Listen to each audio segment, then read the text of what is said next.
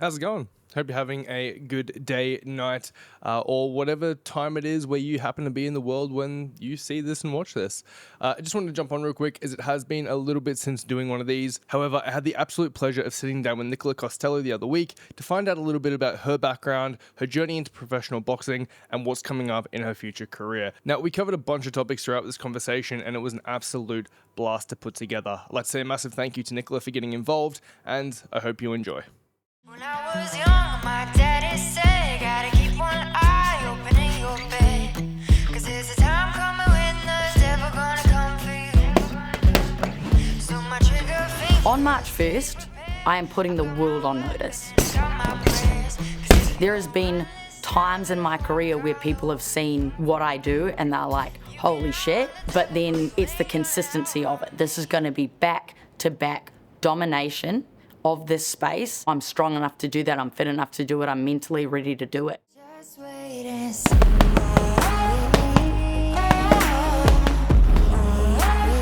and see. Top of the world. I am aiming to be the top of the world, but in saying that, I'm aiming to be at the top of the world in a big way. To all the haters, I want to fight on the biggest stage in front of shit tons of people and have the biggest impact I can have of being like, yeah, I could have given up at this point, I could have given up, I should have given up at this point, or this could have derailed me and I could have lost support or whatever, but we dug down and we got here. That's the goal. then once she's coming, scale all of the walls they built to hold us. But no matter what happens, the world will be on notice. March 1st, probably by 7 p.m, I think the world will know. Visible. Just a solid B. I actually hurt my hands. We're breaking the Australian boxing champ with a clap. Fantastic. That one was pretty good though. Yeah? Can you go? My hands are quite sore, yeah. All right. Well, Nicola, I'm going to take this. I guess I came into this knowing a little bit of information, but honestly trying to avoid as much as possible so I could just have a bit of a chat with you. So for myself and people who might not be aware, can you give me a little introduction on who the hell you actually are and how we got here in terms of what you're doing in your life and career? Yeah, for sure. So my name's Nicila Costello. I'm a 32-year-old mum of one, and I own a fitness studio here in Hamilton, and I am a professional boxer.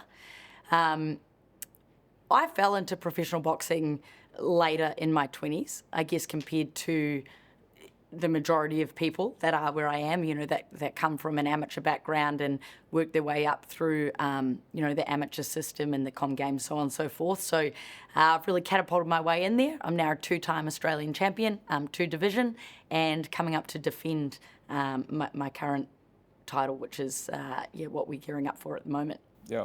Now, I'm actually really curious on that. And it was one of the things that actually really excited me to jump on and have a chat with you was how you actually got into boxing to start with, because I guess, you know, when I first got into fitness, that's what I started with as a kid and helped me sort of go through, I guess, a lot of weight loss when I was growing up, and I fell in love with the sport and being a part of it. So really cool just to have a chat with someone who is not only involved, but at a super freaking high level. Like, that's awesome. How did you fall into it?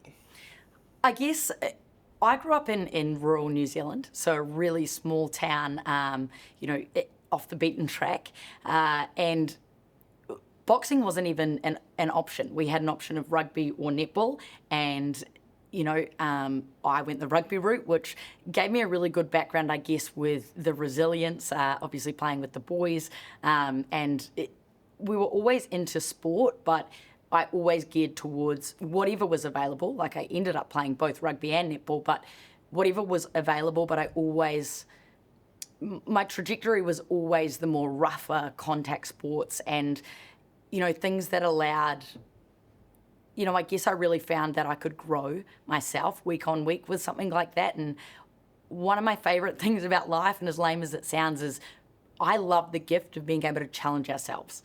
Like, I get to challenge myself, and boxing is a phenomenal way of doing this, of challenging myself by choice. Like, I'm choosing to get in there, and I'm choosing to face these big challenges and get hit in the face or whatever they are, but to better myself and build up that resilience. So, you know, then when life throws things at me that I haven't chosen, I'm, you know, have a better resilience towards them. So that's, I guess how I kind of fell into boxing. You know, I come from a background of those rough and tumble sports, and you know, I have brothers, and you know, I'm one of four, so it was always a fight for dinner. So you know, obviously leads to it. But yeah, as I came through, and then as I was an adult, I went to a boxing gym for the first time to challenge myself in a different type of training, because I was already in gyms. And from that first session, I was like, I want to fight. Like, you know, if you go to a boxing gym, you know if you're there to be like, I enjoy the fitness of it, I enjoy the workout of it, or if you're like, I want to fight. And, you know, luckily I was in that category. Yeah, 100%. It is definitely one of those things where it either scares you away, like straight off the bat. You're like, no, this is great cardio and this is really fun to do, or no, I could actually do this really well and want to get into it properly. At the time, were you still doing rugby or other sports, or had you sort of like, you know, you stopped on those? You were just in a normal gym and then happened to try this out. Was it like what drew you into that class? Was it like a cardio thing, a friend thing, like? So I guess through my life I've always done different sports, or more like something competitive. So I've always trained in, you know, so rugby and hockey and netball or whatever when I was growing up, and then I got into the gym, and then I got into like half Ironman, so long distance triathlon, just a way to challenge myself. And then when I came to Australia, I was just doing the gym. And I got to a point where I was like, I want to do something competitive. I like being competitive and I want to challenge myself. And I guess the options, you know, boxing was something that I hadn't done. And I hadn't done it previously, knowing that I was naturally not going to be good at it. And that does, you know, we choose to take the easier routes with things instinctively. And I guess I got to a point, I had a friend who was training with Todd Commons, who is my trainer now, and she said, go and do it. She literally was like, it is so hard. He will kill you. You will not finish the session and be like, I'm fine. And I was so scared before I went. I'm someone who lives and breathes gyms. I live and breathe it. I'm a coach. I love fitness. And I was so nervous to go try this something new that I wanted to give up I wanted to cancel that session so many times. And she was like, no, go. And I'm so glad I forced myself to endure that challenge of just showing up, because, yeah, we've been together ever since, and now we're going on, you know. Hopefully, I honestly think that we'll end up being top of the world together, yeah. Yeah, 100%. Now, I'm actually kind of curious on that. Did you play around with any other like combat sports or martial arts or anything like that, or just straight into boxing, and like that's kind of like, I guess it just clicked off the bat? Straight into boxing. So that was probably the thing when I came into boxing, and I had this, you know, I had such a great debut, and then, you know, from there we went Queensland title. We fought, you know, on some of the biggest cards. We were co-maining, and everyone's like, this person's come out of nowhere, like, you know, coming from Muay Thai. I think because I walked forward all the time, they assumed that, but I had no background in combat sport.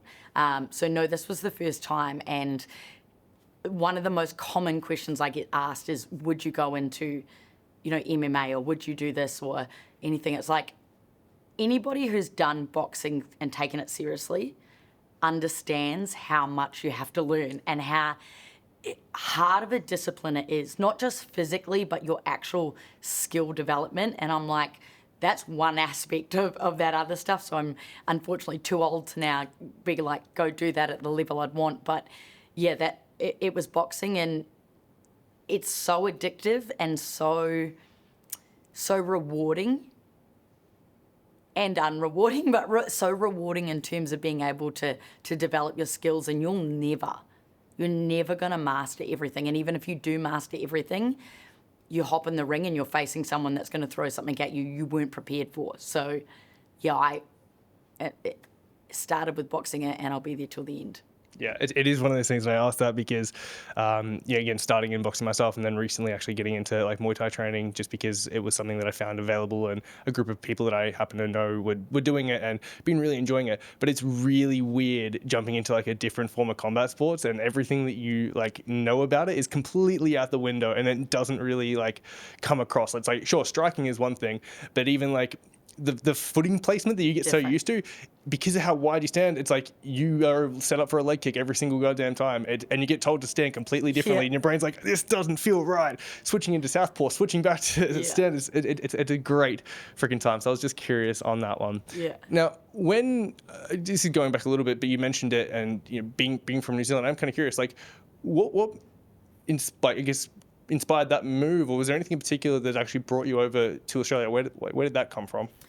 So I grew up in rural New Zealand, obviously, and I don't know if you can tell by my haircut, but I'm gay, and it was actually, I guess, it's that thing of growing up. Really, is I come from a very conservative space, and it's not that they were anti me or anything, but I think growing up, it felt that way, and I guess then I moved into Christchurch, which should be a bigger town, but back when I was there, in comparison, it was still very conservative. So I really struggled, I guess, to find my footing and find my best self in New Zealand. And I love it and it's my home. But for me, to get the most from me, I needed to leave. I went to uni in Christchurch, and my degree is actually in political science, European Union Studies. And it wasn't until, I guess, my final year that I was like, I need to be in sport. I was training at the gym all the time, and I was like, I would love to do something in sport. So I completed the degree whilst also going to NZIHF, getting my certs to become a PT. And I didn't even go to the graduation of my degree. The day that I finished my last exam, I hopped on a plane and I moved over here and became a PT, and it was the best decision I ever made. And I did have a brother over here. And obviously we'd also been through the earthquakes in New Zealand and Christchurch. I was living in this flat that the chimney had fallen off our roof. And this was like now 2 years later, and they'd not been fixed. And that chimney happened to be in my room. And I'd get home from work at like 11 p.m. and there'd be like, I remember it snowed and there was snow at the bottom of this, this fireplace inside my bedroom. And I'm like, this is not how I want to live. I'm like, I'm happy to grind it now. I'm happy to be doing, I was literally training, and then I would go to uni, and then I would go to NZIHF, and then I would go to work, and then I'd come home to snow on the ground. And I was like, I just need to get through this, because this will remember how this feels, because it's going to feel a lot better afterwards. And I spoke to my brother's girlfriend at the time, and I was like, oh man, this is so shit. It's so cold. And she was like, it's warm here, we're 30 something degrees. And I said, can I come sleep on your couch? And she said, of course. And me and my brother are so close now. He's the oldest of us four, and I'm the youngest. But we hadn't, he'd gone to gone to St. Bede's, so gone to boarding school when I was probably 7. And I'd never really known him. Obviously we're siblings, we know each other, but I don't think we'd ever had a conversation. I moved in with him when I was 20, and he was starting his business company from scratch. It was bare bones. There was heaps of us living in this house, and he literally said, he was like, don't pay me rent. And this guy was flat broke too, starting his company. He's like, don't pay anything until you're settled. He used to drop me at the gym where I was working at, pre 5 a.m. and then he'd come when he'd finished work at say 6 p.m, do a session with me, and then we'd go home. And I was like, what he did, I guess set me up for everything thereafter. And that's why I would never leave, Australia now.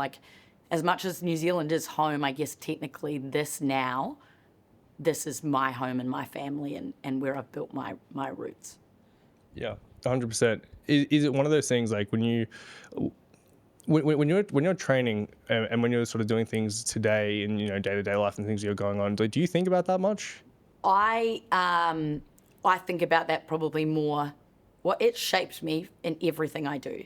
And, I came over and my back was against the wall, you have to make this work or, you're fucked. When I left, you've got to imagine that you've spent 60 grand on a degree to then up and leave to go and do something completely different, a PT. But I knew in my heart, I was like, as lame as it sounds, it's like, this is where I should be.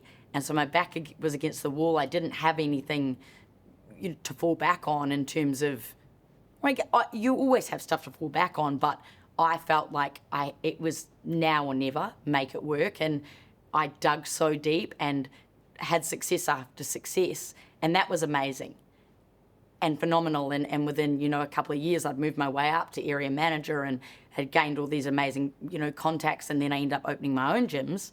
So we'd gone amazing, amazing, amazing. But then when COVID happened, the gym industry was flattened. And particularly what I was doing was flattened because of, the franchise I was in. And I then saw myself go back to nothing after working so hard in those start years and getting to where we were, and then for it all to crash. And I always think everyone's going to think of Friends when I say pivot, but, we had to pivot. And I'm only now coming back up from that, if that makes sense. Like getting back to that bottom and going, I'm a bit tired. I don't really want to go through that grind again, but fuck, you know what happened last time? Get back against the wall and grind. And so, professionally that happened. And then also same with the boxing. Like I ran into some hiccups in terms of some fights didn't go my way. But that, and that could break anybody. You could be broken. And I'm so glad, because then I just think back and I'm like, fuck that. I'm like, being successful and moving yourself up is one thing, but having a setback and then going above that again, I guess for me, that's the real reward. And this is the trajectory we're on now. So when we hit the top of the world, I'll be like, yeah, like we overcame that and now we fucking smoke chisel. Yeah, and I think pretty much you got to exactly like what I was trying to find out from that, which was, again, in the sense of like going through and eating the shit sometimes and like sort of just knowing what that feels like. It gives a really good perspective when it comes to other things that happen in life and being able to be like, oh, okay, that's fine. It'll be fine. Like we've been through shit. We've made it work. We know that when our back's up against the wall, we can fuck it up and it'll still be fine. We'll figure out a way to make it work. Yep. Now, when it comes to boxing, when it comes to fighting, is there is there a core reason as to why you actually do it? Do you know what that core reason is? That I love it. I love the challenge of it. I love the challenge in every aspect. It is physically so challenging, and I love that. You know the Muhammad Ali quote where he's like, I hated every minute of training, but I had to do it or whatever. I'm like, I don't get that, because I love the training. I'm like, I love that. I love the sparring. I love the sportsmanship. I love that. That to me is the easy bit, the mentally draining aspect of being a professional boxer, and that side, and juggling it all, and juggling your family and your work with training to be elite and eating properly and drinking water, even all those challenges. I love that. And then on the day, like fight day, oh man, when you walk out and there's your song playing and you got cool outfit on and people are cheering, I love it. And this used to be the thing, is everyone was like, how do you want to hurt someone? Like, how do you get that aggression? You're not aggressive. And I'm like, I don't go into the ring being like, I do a bit now, but you get more into that. But I'm like, it was never about like, I want to hurt that person, or like, I want to whatever. It was like, I love the whole show. And the more that I hurt the other person, or the more dominating I am, the bigger the show. And that's, I guess, where I get the most satisfaction from. Yeah, out of curiosity, like with that then, did it almost feel in a sense like enjoying like the technical side of it more than like the actual like brute force aggressive side of it? It's like, that if you go in there and you outfight someone, you outclass someone in there, it's because you knew how to actually do it better, you held composure better, and you were technically better in each, like, I guess, of the categories, rather than just being like, I'm going to beat the shit out of this person. I think I'm probably going to contradict myself here, because I would say that I was probably the person that managed it through the ongoing and there to beat the shit out of the person. But again, it was never like, it's not so much an aggressive, like it is, but when I've technically got better and better, and my skills are definitely developing, and now, I'm at that level, but my success really came from being in there and being willing to be hit and hit back harder. That's where it came from. But again, like for instance, this fight that's coming up, I feel murderous. Like, I feel like I'm going to retire this person. Like, I go in there like I am going to stop it flat. But I don't do that with them in mind or be like, I really want to hurt them. It's just like for me to get what I want out of it, which is a phenomenal performance, and then the whole world going, holy shit, that chick from that chaos from Brisbane is a force to be reckoned with. To make that, which is the goal I want, then I have to smoke them. So that's what I'm thinking, but it's not because that's where my reward is. Yeah. Yeah, it's not personal, it's just business. Pretty much. Now, when it comes to that, so, you know, we've got the fight coming up. What is kind of like, what is do you know what the pathway is that you're looking to sort of go through? Like, do you know what that trajectory looks like? Do you know what the next couple of years looks like to get to where you want to be? Obviously you have a little bit of an understanding of the boxing world, but it's the boxing world weird, man. And anybody in it or anybody with a know understands that, you know, yeah, you can create a pathway from yourself to basically stay undefeated and work within a sanctioning body to get to the top. That was never our objective. Our objective was to take fights and be able to beat anybody, you know, to take fights that made sense, but the underdog story, I guess, if we never wanted to cut corners. Like right at the beginning of my career, we were offered a pathway with a sanctioning body that was essentially, you choose who you want to beat. You know, it's not going to be on big shows, but you'll do it behind the scenes and then you'll get yourself up the top. And I can't say that I haven't regretted not doing that. But if I'm really honest with myself, I'm like, when it's all said and done and I finish my career, I'll be glad I didn't. Instead, we took the big fights, hard fights on big shows and, you know, co-mained huge Australian shows and grew, I guess, people to follow my journey, and I'm glad I went that way. So we don't have, I guess, looking forward, we don't have a specific, this is how we do it to get to that ultimate goal, but we know what the ultimate goal is, and we know that we will press to ensure we get there in whatever the most chaotic and impactful way is.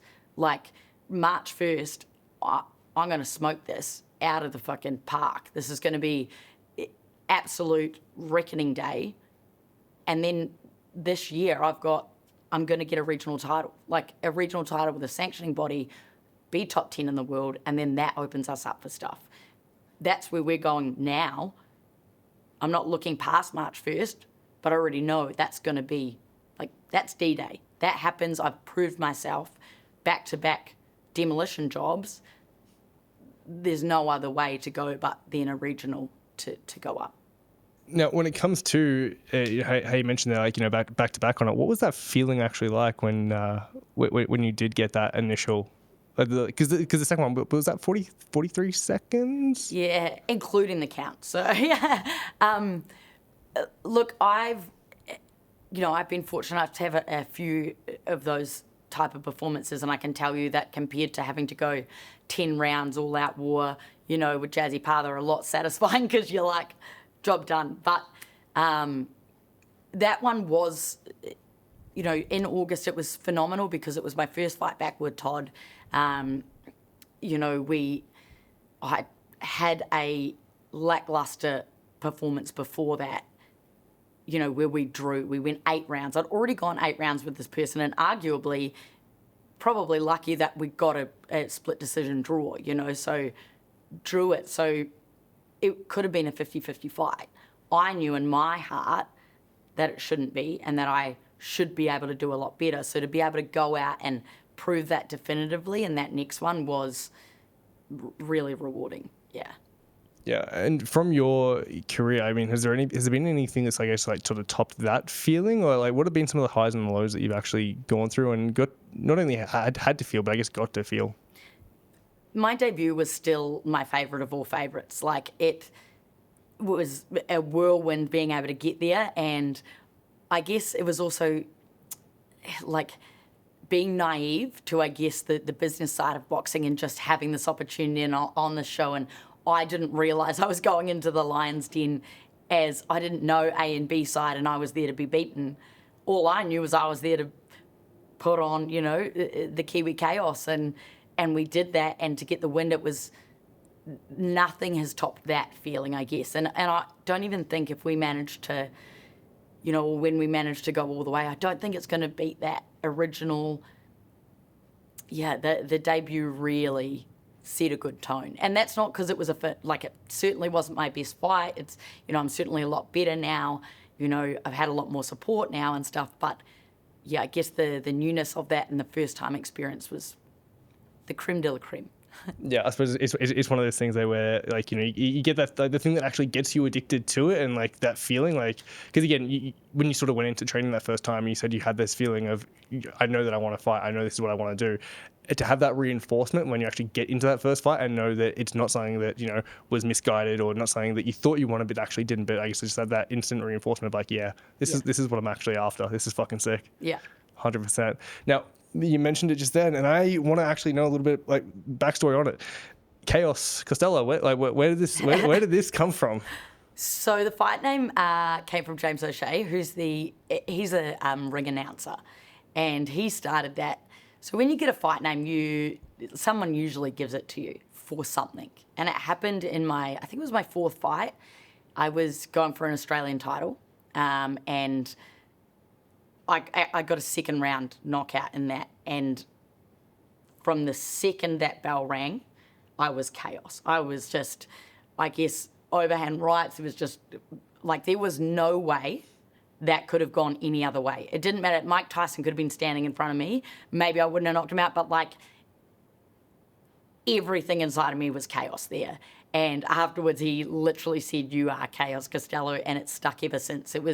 It also was very, it does kind of embody, I guess, me in general. I like to think, I try to be controlled chaos, and I think as I'm getting older and I'm a mum and, with everything in life, you start to control it, but the reality is deep down inside, I'm just chaos.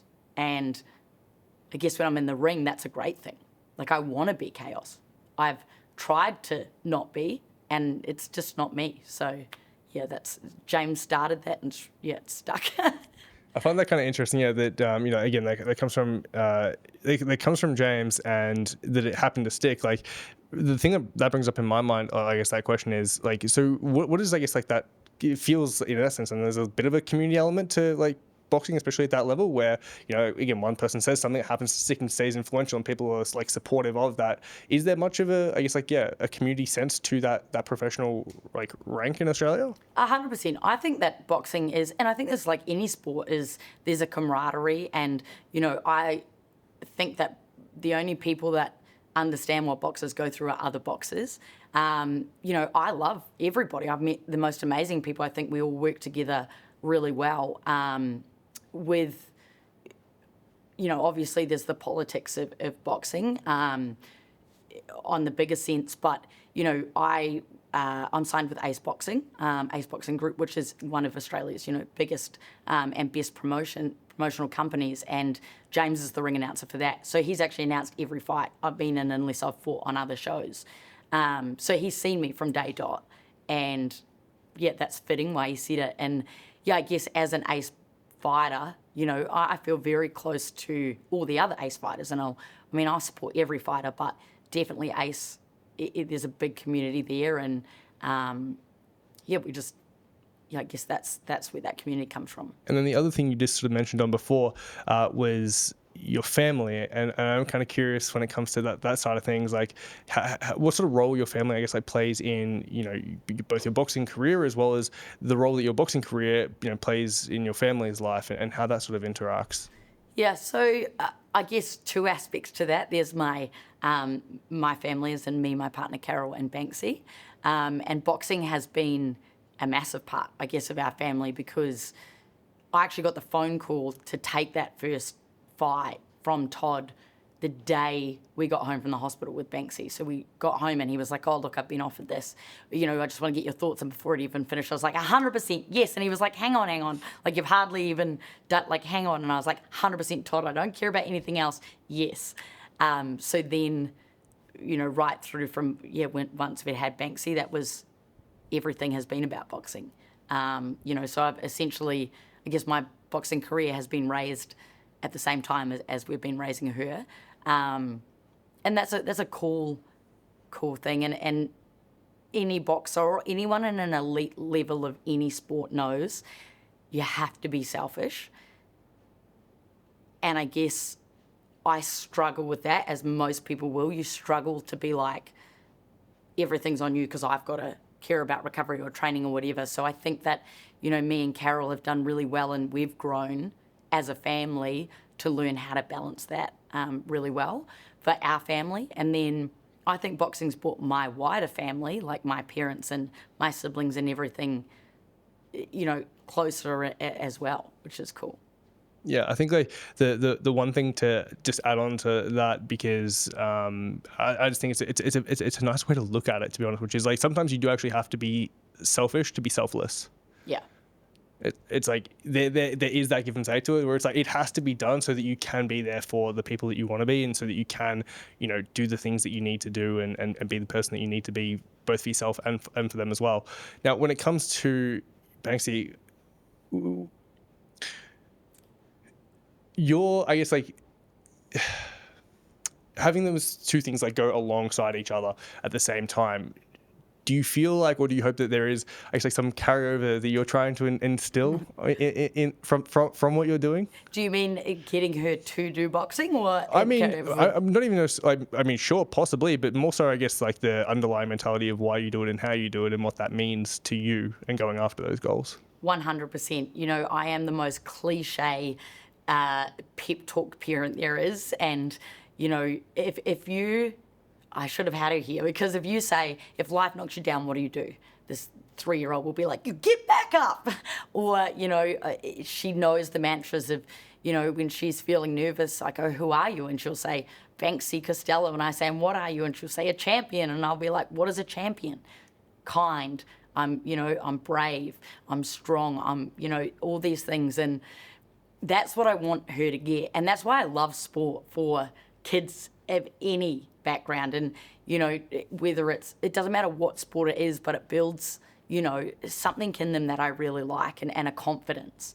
And that's what I hope she gets. Like, I hope she learns that confidence, number one, being able to back yourself, but number two, that it's okay to be scared, and it's also okay not to be the best straight away, but we try again. And she's not even 4 yet, and she's grasping those ideas. And I'm like, I guess as a parent, it's my job, right, I've learned everything I've learned through trial and error. And a lot of those learnings have been absolutely shit. So I'm going to try then make it easier for her to learn those things. And I'm sure there's a lot of things she learns that I didn't, and she has to go through herself. But, when it comes to the things that I guess I've got from boxing, I can teach them to her without her having to go at it alone. Yeah, it's one of those things that it kind of feels like there might even be a little bit of a kickback from that as well, where going through and trying to teach those things actually probably has a bit of a positive reinforcement back on yourself as well. 100%. Yeah. You can't get you really can't. You can't get hung up on stuff when you've got a kid. Like you have to be the best parent you can be, right? So there's no time to feel sorry for yourself, or I don't know, like to not progress or not move forward. Because it's like, if you do that, then you're really selling your child short, right? So, yeah, it forces me to keep progressing and keep going for the next thing. Yeah, amazing. Now, outside of your direct family, what is the rest of that support network looked at? You mentioned on your coach briefly before, but like, what is that? I guess that support network, those people that have actually helped you not only get to where you are, but just be who you are going into those situations. What does that sort of look like, and how has that played a role? Look, I feel very fortunate to have a really good, I guess, support around me, and a lot of people have been following my journey and stuff, on Instagram, say, from all around the world. That community is amazing. Like, I love it. I love that there's people that send me their, first fights, or, tell me how their training is going or whatever, because they've been inspired by something I did. That side of it is phenomenal, and I want to show up and do well for them and be raw and authentic as well. I guess when it comes to, and this is going to sound very jaded of me, but I think it's just the reality of life, is that you're probably not going to have that much real support. Like, as in, no one's doing it for you. You have one or two very trusted people, and that's what you know, but really it's just you. And I think when it comes to a sport like boxing, it's you and your coach. Realistically, like, Angelo DiCarlo and Ace Boxing have been phenomenal for me, and they, gave me my start. And as a promotional team, they're amazing. Like, I have that support and the other boxers that I work with, so on and so forth. But when it really comes down to who's at the gauntlet with you, it's you and it's your coach. And yeah, so I guess that side, it's me and Todd. Yeah, amazing.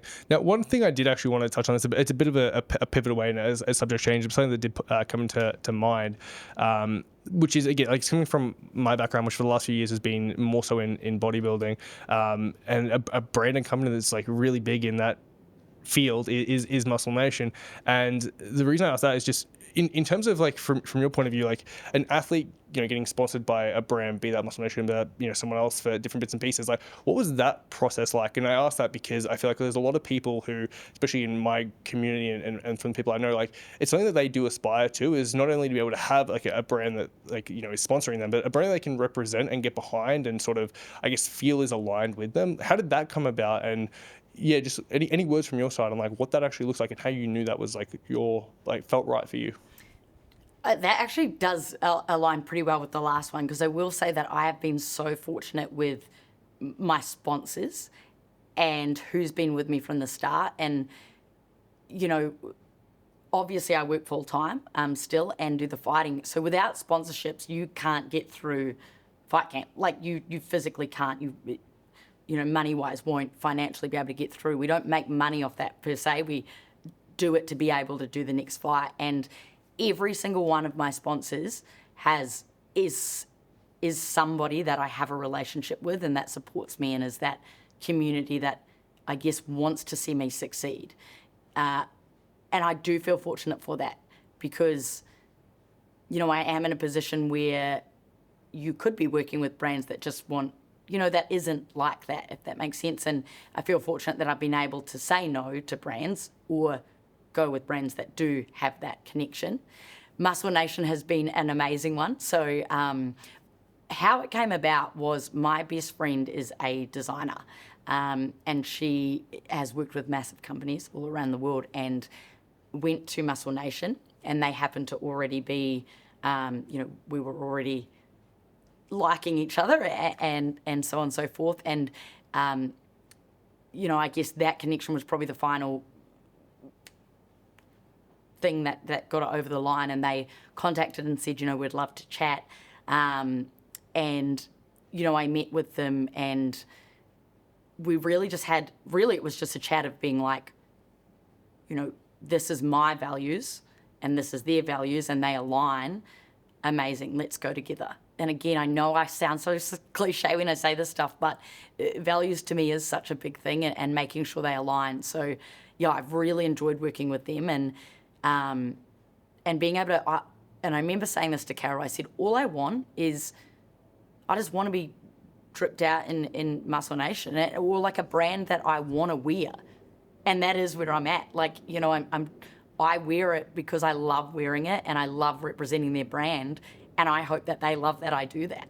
It's not like a thing I'm forced to do, and yeah. I don't know if that makes sense, but No, I think that makes perfect sense. And again, it's just good to hear that you were able to find, again, a brand that you were able to actually, like, mesh out with and gel really well with, because it is one of those things where I feel, a lot of people might have taken an earlier thing that came up just because it happened to come up.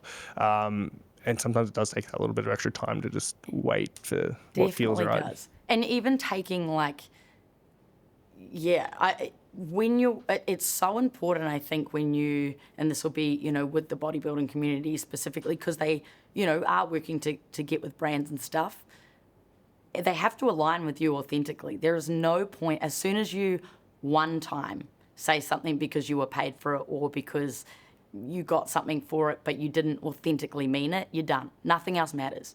And I feel I'm so glad that I could, or there's been times I've said no to stuff And I'm like, I really could have done with that or that money or whatever, but I'm like, no, I can't. Like, you cannot, like, maybe if it was like 10 mil, okay? I'm not gonna be like a martyr and be like, I will never take money to say something. But, you know, no one's gonna be able to, I've never, like, I've straight said no to stuff because they want you to say something. And I'm like, no. Like, I'm happy to try your product or whatever, and if I genuinely, maybe, but never. I'm like, if you ask me to say, you've got to be like, this is I'm like, I'm out. I'm not the person for you. So, yeah, I've been very fortunate that my son, they're funny and they don't mind my stuff. So it's just a line right. Yeah, amazing. Now, I think we're coming to pretty much the end of everything that I personally wanted to go through. I think that the only things would just be, I guess, in rounding that up would be, you know, you sort of like touched on them briefly throughout, but like where are you actually aiming? Like dead blank question. Like what are we doing? Top of the world. I am aiming to be the top of the world, but in saying that, I'm aiming to be at the top of the world in a big way, not doing it where no one knows, or a backside to get, you know, the back way of picking and choosing and getting to, and nothing against, this isn't calling anything out or anything, that's just there are ways in boxing that you can do it that are different. You know, even if I wasn't to get to the top of the world, I want to fight on the biggest stage in front of shit tons of people and have the biggest impact I can have of being like, yeah, I could have given up at this point. I could have given up. I should have given up at this point, or this could have derailed me and I could have lost support or whatever, but we dug down and we got here. That's the goal. I would absolutely love to be top of the world, beat somebody who has a world title, so beat the person who has it. Obviously, if there's a vacancy and that's the way it works, that's the way it works. But, you know, I want to get to the top and it be like, they were the top. That was it. And, you know, that, yeah. And then only you really know the whole backstory of everything that's got to this point. Only you really know what's happening in the training room at the moment, and all the extra stuff that you're doing. What is actually coming on March 1st? You can never, you know, we always get asked this before a fight. What's your prediction for the fight, right?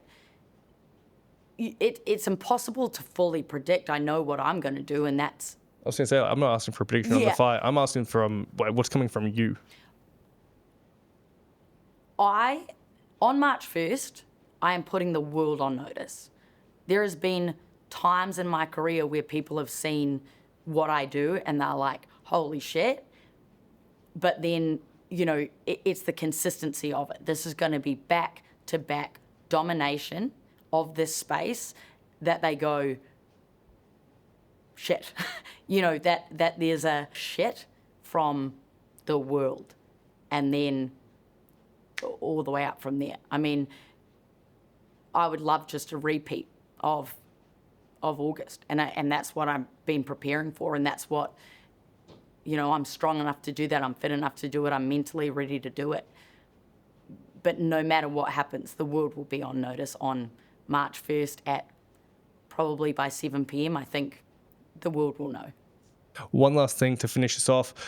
What would be something you'd say to a young girl who might be having a bit of a hard time at the moment, struggling with some bits and pieces, doesn't quite know what the fuck's going on or how to go about it, might even be struggling moving to a different country and starting from ground scrap? What would be your go-to for someone who's just needing that? If someone was struggling and you know, the thing I'd say to them is that's normal. It's normal to go through times of struggle or times of being unsure or times of doubting yourself or times of not feeling that comfortable in the world. That's a normal feeling that everybody goes through. And, you know, look at it, adjust what you're doing or adjust something, and you'll get back on track. There is no time that you won't be able to progress and move forward from that. And it's unfortunately a reality of life, and you'll find, I guess, in life, the goal is to find somewhere you are comfortable and are at your best. So don't be afraid to change something to get there. Well, Nicola, thank you very, very, very freaking much. I hope you had a bit of fun with that and did enjoy it. That was, I enjoyed that a lot. It was good to get to know you a little bit and, hear about your story as well as to what's to come. Awesome. Fabulous. Thank you.